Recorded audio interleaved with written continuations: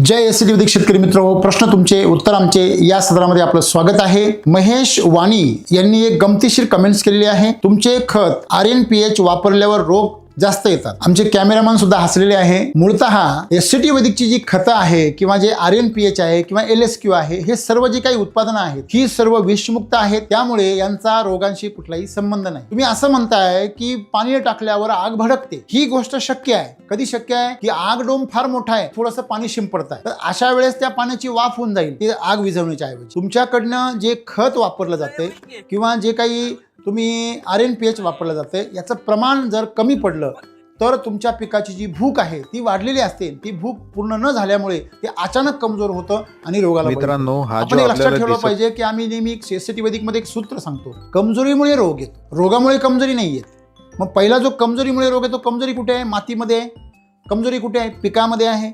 मग आपण परिपूर्ण बेसल डोस जर टाकला तर जमिनीमध्ये पहिला बेसल डोस हा मातीच्या पोषणासाठी जातो, परंतु जर पहिलाच बेसल डोस तुम्ही टाकला आणि त्याच्याच भरोश्यावर तुम्ही जर राहिलात तर तुम्हाला असं वाटतं की अरे बाकीचे प्लॉट चांगले झाले केमिकलचे आणि आपला वैदिकचा असून देखील खराब का झाला?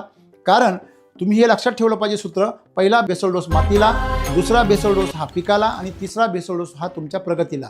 मग हे तीन गोष्ट जर आपण लक्षात ठेवली, माती बलवान, पीक पैलवान, शेतकरी धनवान, आणि जर ह्याच्याही पलीकडे तुम्ही चौथा बेसल डोस दिला तर ग्राहक आरोग्यवान, म्हणजे तुमची क्वालिटी अशी निघेल का ती औषधासारखी एकदम पौष्टिक आणि अतिशय जबरदस्त प्रतिकारशक्ती असलेली तुम्हाला। म्हणून एसटी वैदिक ही सामान्य शेतकरी ज्यावेळेस वापरतात, ज्यावेळेस ते पहिल्यांदा वापरतात, तेव्हा त्यांना ते जमिनीवर काम करते हे लक्षात न आल्यामुळे ते पिकातल्या बदलांकडे लक्ष देतात आणि त्याच्या भरोश्यावर राहतात आणि मग ते रोगाला बळी पडतात। त्यामुळे आपण एक लक्षात ठेवलं पाहिजे, एसटी वैदिक हे तुम्ही कमीत कमी एक वर्षभर वापरण्यासाठी कमीत कमी 3 बेसल डोस लागोपाठ वापरण्याच्या तयारीने तुम्ही भले 5 गुंठे वापरा किंवा 10 गुंठे वापरा, त्याला वापरलं पाहिजे।